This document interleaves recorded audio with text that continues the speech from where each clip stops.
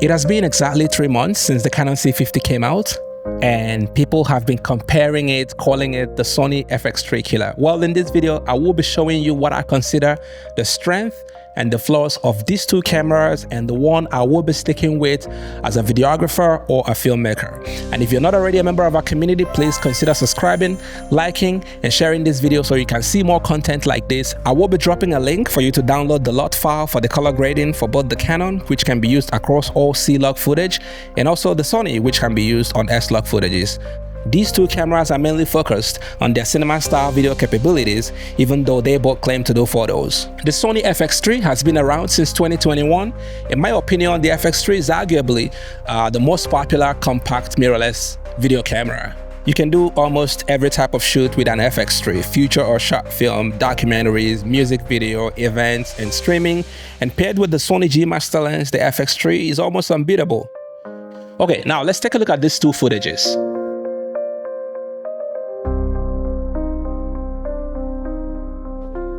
Looking at these two pieces of footage, we can already see that the Sony FX3 skin tones are pushing towards green and blue tints. But on the other hand, the Canon footage is leaning more towards magenta. I think Sony images generally appear a bit bluish and greenish, just very subtle. Now, I see a lot of creators are really bothered about the Sony image looking a little bit greenish or bluish. But this is very intentional. I think it's okay for every camera manufacturer to have a signature look to their image, and if this is the science that Sony built their image upon, then that's okay. Sony cameras try to emulate a worn film look with higher green and softer shadows, while Canon has brighter and more contrasted shadows. This also makes Canon a better photo camera than Sony. If you're doing video only without a doubt, the Sony FX3 would be the best choice for you, not only because of the image quality, but productivity, performance, and reliability are also very important when picking a camera. And this is where the Canon C50 struggles. Canon C50 requires only Canon-made LPE6P or LPE6NH batteries.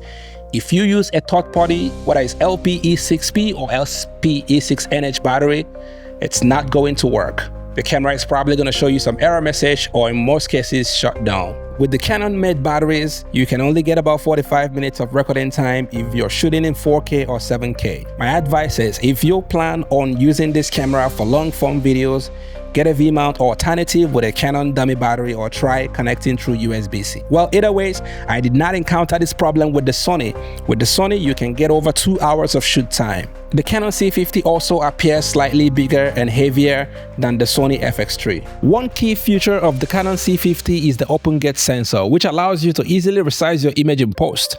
This is very important today as content is being used across various platforms with different video sizes and formats, including vertical and horizontal. But with open gate, you are utilizing the entire 7K sensor of the camera. The only downside to this is that you are shooting very large image sizes, meaning more data, heavier storage, and you may require a faster memory card. So another flaw, I wouldn't really call it a flaw, but it's a problem that I've seen a lot of users complain about the C50, is the fact that there is no image stabilization. In my opinion, I don't really think it's a big deal. I mean, image stabilization does not really necessarily replace the need for a gimbal or for a stabilizer. And mind you, this camera is not a photo camera. This is a film cinema camera, and like most cinema cameras, there is no image stabilization. The Sony FX3, on the other hand, has one of the best in-body image stabilization for a compact cinema camera, and that's why the camera is great for solo creators or hybrid shooters who shoot events like YouTube contents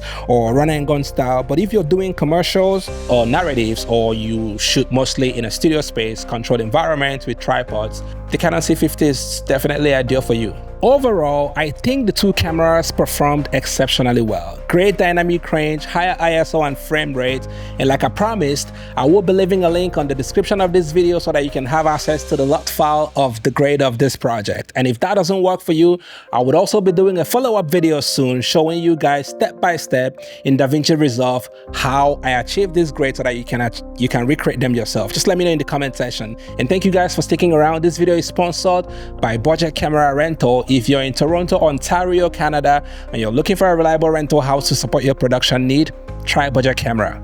If you're not already a member of this community, you're missing out. Please subscribe, like, and share this video so that you can get more content like this from us. See you on the next one.